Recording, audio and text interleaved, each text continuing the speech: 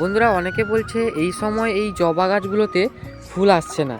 এই জবা গাছগুলোতে ফুল আসার বা না আসার কারণ হচ্ছে, এখন যেহেতু শীতকাল, এদের এখন গ্রোয়িং টাইম। এখন প্রচুর আমাদের গাছের প্রুনিং করে থাকলে গাছের প্রচুর পরিমাণ ডাল শাখা প্রশাখা বেরোবে।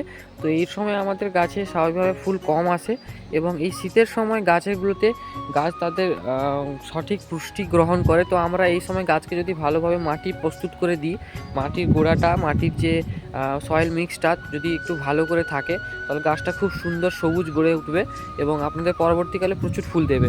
তো এই সময় আমাদের এই গাছগুলোকে প্রচুরভাবে সবুজ করে রাখতে হবে, সুন্দর করে রাখতে হবে, মানে মাটিগুলোকে ভালো করে তৈরি করতে হবে। আর গাছগুলোকে ভালো করে পরিচর্যা করলে কি হবে, গাছগুলো সবুজ সতেজ থাকবে। আর দেখতে পাচ্ছ আমার একটা ছোট্ট গাছ ছিল, যেটা এখানে ছোট্ট একটা ইটের টপ টাইপের রয়েছে, যেখানে আমি গাছটা লাগিয়েছিলাম, জবা ফুলের গাছ। এটা হচ্ছে হিবিস্কাস অরেঞ্জ একটা ছিল, বা হালকা ইয়েলো কালারের ভ্যারাইটি।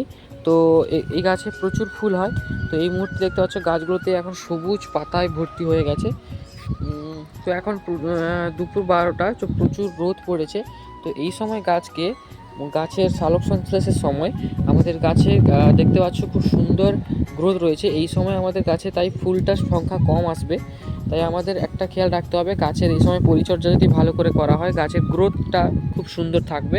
আর দেখতে পাচ্ছ এখান থেকে যে এই পিঞ্চিং করা হয়নি, তবুও দেখতে পাচ্ছ গাছের কতটা গ্রোথ রয়েছে আর সুন্দর শাখা প্রশাখা বেরোচ্ছে। এইভাবে আমরা গাছ তৈরি করলে গাছ আমাদের সুন্দর সতেজ থাকবে।